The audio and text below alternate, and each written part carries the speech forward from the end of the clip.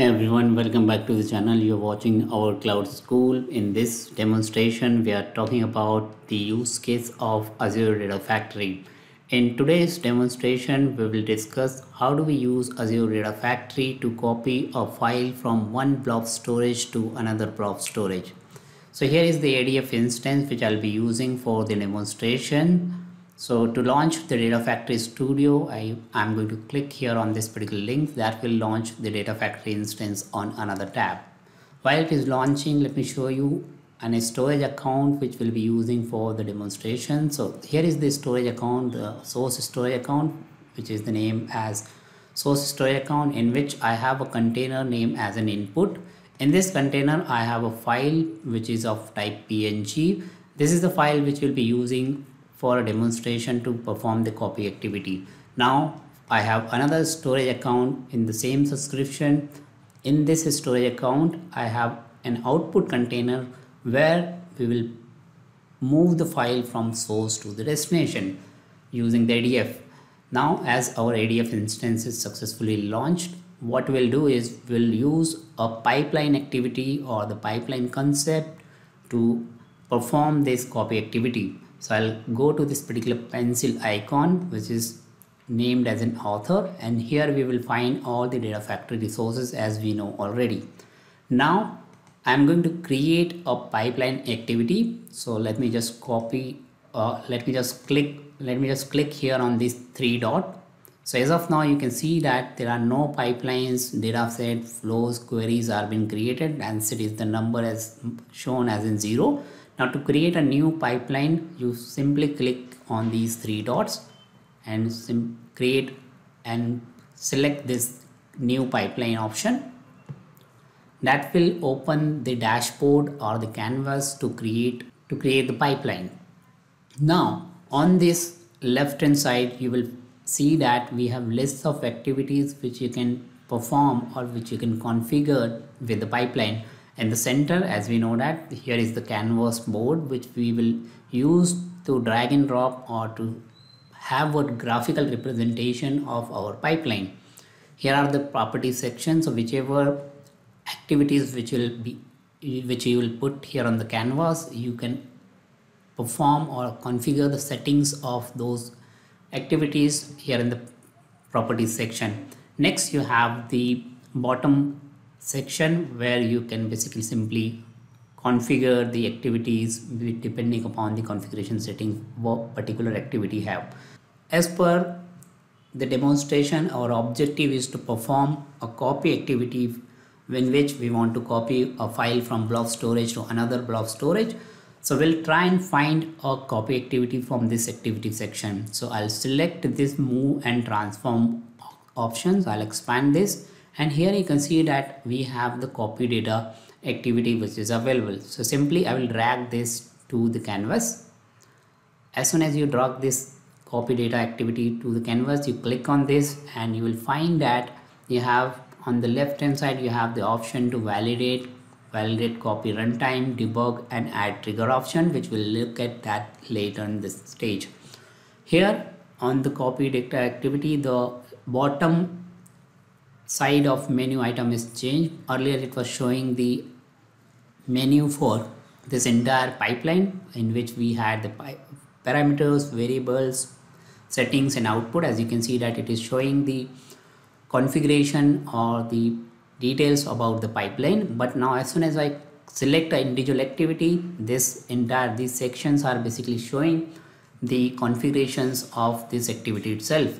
Now you can give it a name of your copy data activity. So I'll say copy blob, right? You can provide the description, that's the activity state, whether it is an active, inactive, by default it is going to be active, what would be the timeout values. For an example, after this much of time it will basically time out. So if you would like to explicitly set the timeout for your copy activity. Next you have the source data set, which means that you have to provide what is the source location from which this copy activity should start. To set the source location, you have to provide the dataset information. which means that you have to select a dataset. As of now, you can see that on the left side we do not have any datasets, so drop down is empty right now, which means that I have to create a new dataset which I can link with this particular copy activity. As of now, there are no dataset. So there are two options to create a dataset. I can go here, right click on this three dots and create a new dataset, or I can directly create a new dataset right here from this plus button. I'll click here on this plus new button, and that will give me an option to create a new dataset, as you can see from here. So there are multiple options to choose to create a new dataset, as we know from this list. Now, as per our use case, we are interested on a dataset which is of type Azure Blob Storage, because our source files are into a blob storage. So I'll select this particular option. I'll click on the continue.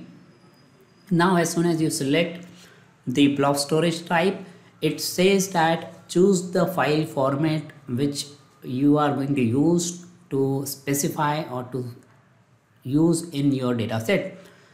So these are the different type of options available, such as the Avro, binary, CSV, which is a delimiter file, then Excel files, JSON, ORC, paraquet, and XML. As our files is of type JPG, which is not going to be of type Excel, JSON, or CSV. So what file type we should be choosing is the binary file size. So hence I'm going to use the select file format as in binary, because PNG can be a binary file, right? So that's going to be the option I'm going to choose. Now you have to provide the name to your dataset. So I'll call it as a DS. DS stands for dataset. As in prefix, I'll put an underscore. With that, you can finish the name as an underscore. So I have to provide the name as in source blob storage, right? So that's the dataset namespace.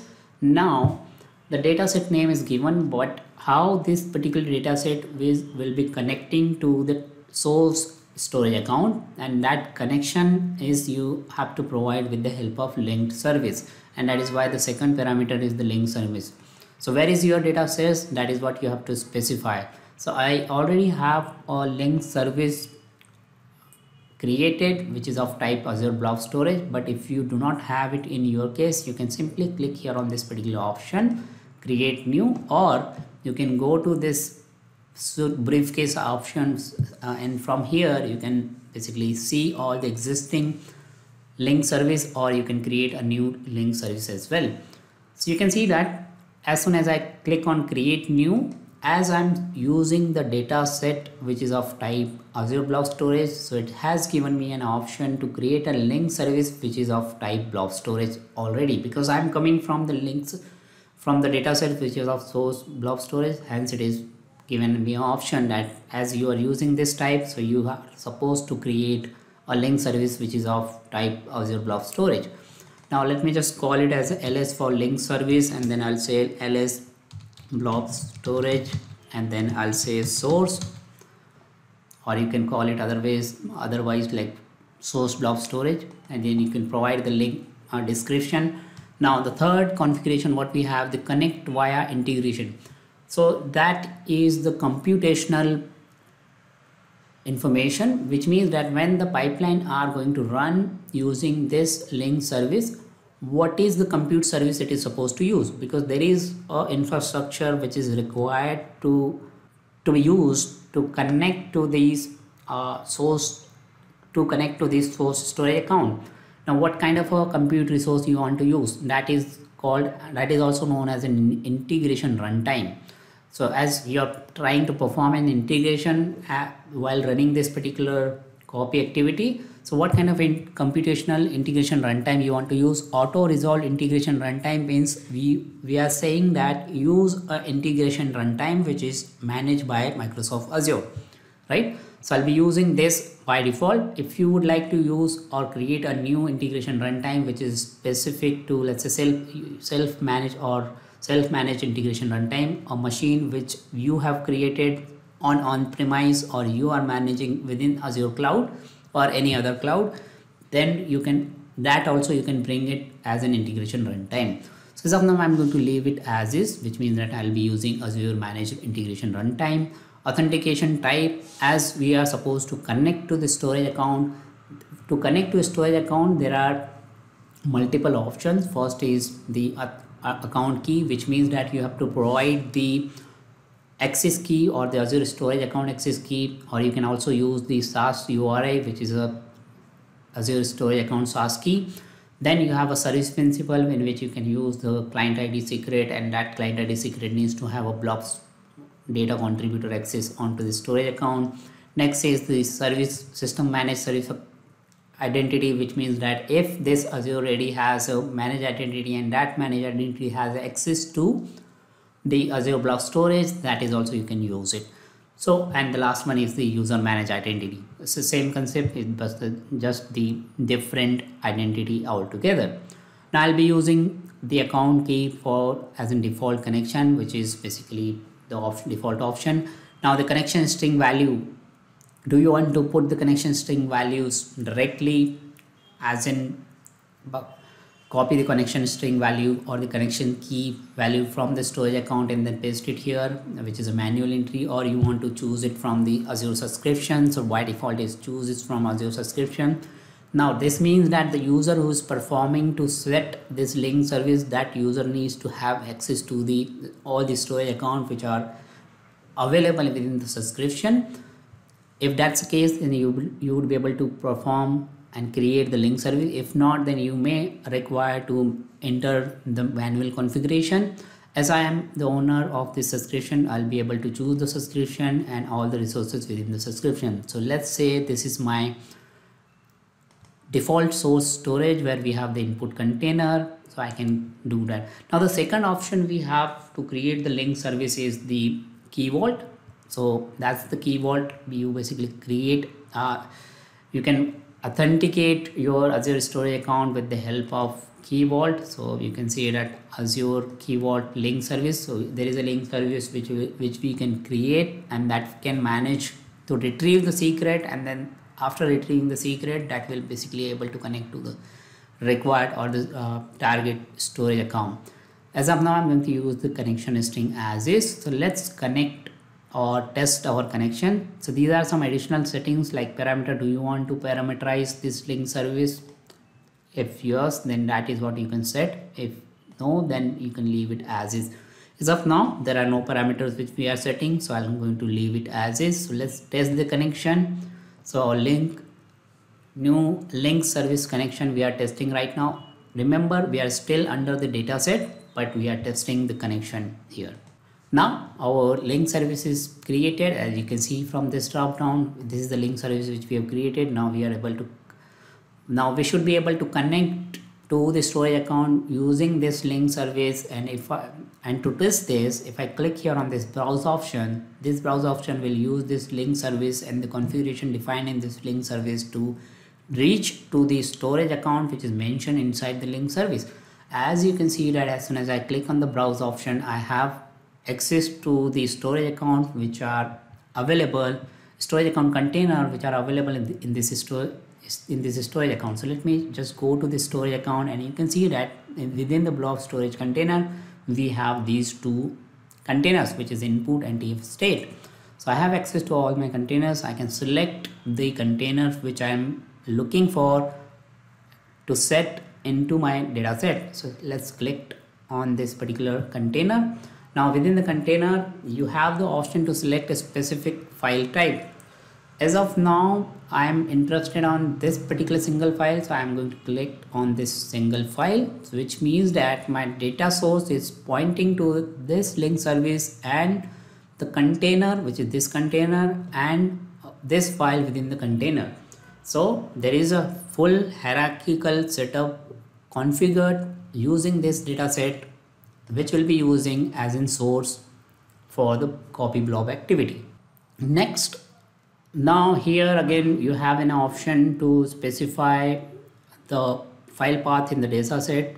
Do you want to use any file? You want to select a file with a specific prefix or any specific wildcard. For example, give me a file which starts with this particular prefix.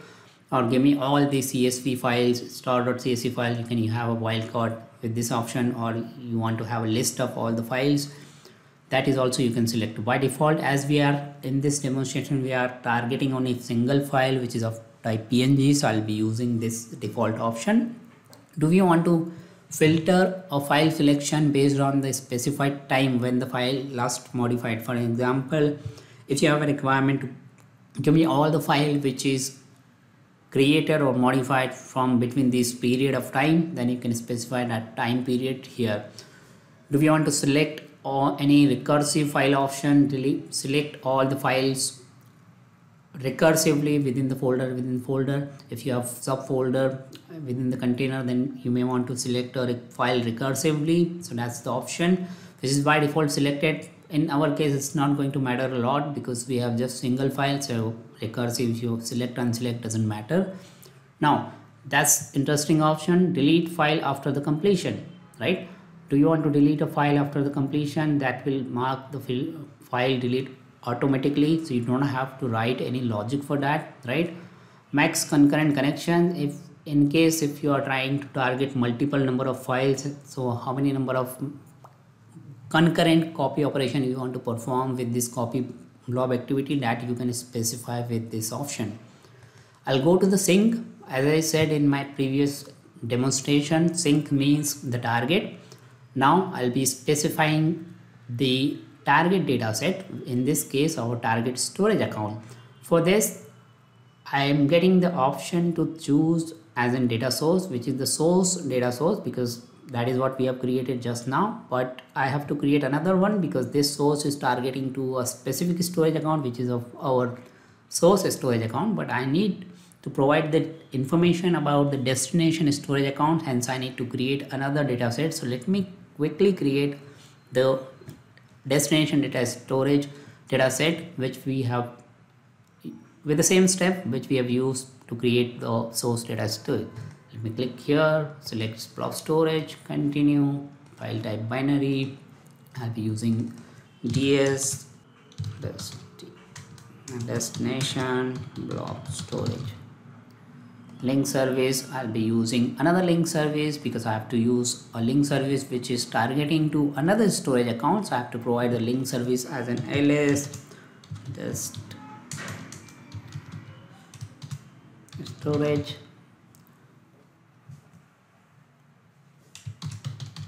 Right now let's select the other storage account, which is a demo storage account.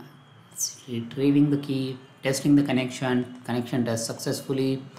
Now I should be able to use this link service to create the or to connect to this storage. This is the output storage account, the output container within the target storage account, so I'll be choosing this. There are no file, you can see that 0 item showing, so I'll click here OK, because that's what we want to use it as in target.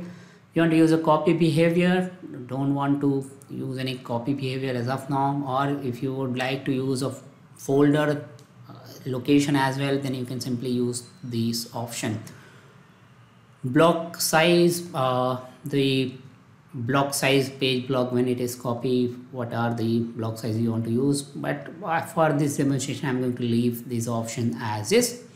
So that's it. Next you have the settings, which is for logging, fault tolerance, how do you want to manage the exception, and some other settings, user specific settings and all those things. But with these settings, basically source and sync setting, basically your copy activity is completed, right? Now what you can do is you can validate your pipeline by clicking on this validation option, and you can see that it has been validated successfully. Let me just give it a name as in pipeline, ds pipeline copy blob single blob. Okay, that's the name of the pipeline. You can see that it has renamed successfully. Now what you can do is we can debug before you publish, or you can commit your changes. You can actually debug your pipeline. You can see that as of now it is giving the option as in publish 3, which means that it will publish these 2 data set as well as 1 pipeline. So in total there are 3 pipelines, 3 changes to be done. What about the link service? Link services are already committed as we have created a link service anyways, so it's not showing as a change, but these three changes are showing as a change. Now before I commit, I may want to debug the changes. How do I debug that? So let me just debug that, and that will basically run the copy activity before publishing it. You can see that copy activity is started. The activity name is block copy. It is in queue right now. Activity type is copy. So as of now, my pipeline canvas has just one activity, which is a copy activity. That's why it is showing this, but it may possible your pipeline may have multiple activities, so it will show all of them. It is succeeded now, so you can see the input, you can see the output from these sections. Let me click on the input. That shows that okay, this is the link service which are being used to preserve settings and all, and this is the output settings which shows that what is the number of file, what kind of metadata about the file or the action which is being performed at the target location. So that is what it is showing right now. You can expand that and you can read it in case if you want to debug it, right? So let me just close this. Next you have this lens icon which we can use to see the detail about the action on the activity which is being performed. So that's the action. You can see that this was my source blob storage, this was my destination blob storage. Source was in different region, destination was in different region. Now it has copy a file from which is of size this. You can see that it has been marked. This was the throughput and all those things. What is the time taken to copy the file? 9 millisecond, right? Now to verify the change, let's see that this is our blob storage, right? And which is at the source location. Let me check the destination location. Yes, so destination location, yes, we have basically successfully seen that the file is successfully copied. Let me just delete the file because it's been debugged. Now what we can do is we can create or upload a file. We can publish this particular pipeline. So let me just publish the pipeline. It is showing the three changes which are new, which means changes are created, not modified. So it's going to publish a pipeline as well as the dataset. So pipeline is published successfully. Now what we can do is we can simply open this particular pipeline. We can monitor it, or we want to clone it or move it to a different folder structure. We can do that. So let me just open this particular pipeline, and that will open the pipeline in a edit mode, and that will also shows when this pipeline was last run. To run this pipeline, what we can do is we can simply go to this option, which is a manage option. We can go to the monitor option, for an example. Now after the publish, now again we can run this pipeline by debug option, and that will perform the same activity which it has performed before actually debug before the publish. So the changes will be, or these action will be same as we have seen previously as well. But this is just a demonstration after the publish, how do you basically run it, right? File is successfully copied. Let me just go to the target storage account and refresh that if it has copied the file. Yes, you can see that it has successfully copied the file. So that was the demonstration of copy activity with a pipeline example, and we have seen that how do we copy a single file from one storage account container to another storage account and container using the pipeline.